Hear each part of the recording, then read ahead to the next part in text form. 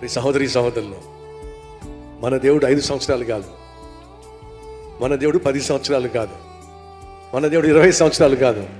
చెప్పండి ఏమిటో? యుగ యుగములో ఉన్నవాడో. ఆయన యుగ యుగములో ఉన్నవాడు అయినట్లయితే, మనం కనుక దేవుడు తాలూకా అయితే ఎంతకాలం మన సంగతి చెప్పండి ఏంటో? యుగ యుగములు. అర్థం వచ్చిందా?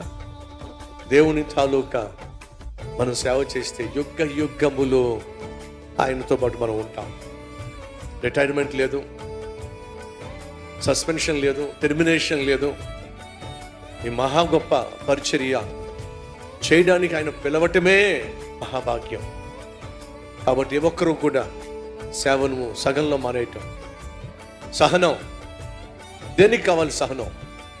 సేవ చేస్తున్నప్పుడు ఇందా చెప్పాగా, ఆటంకాలు వస్తాయి, ఆర్థిక సమస్యలు వస్తాయి, అనారోగ్య సమస్యలు వస్తాయి, ఇంట్లో ఆటుపోట్లు ఉంటాయి, సేవ చేసే చోట అపార్థం చేసుకునే వాళ్ళు ఉంటారు.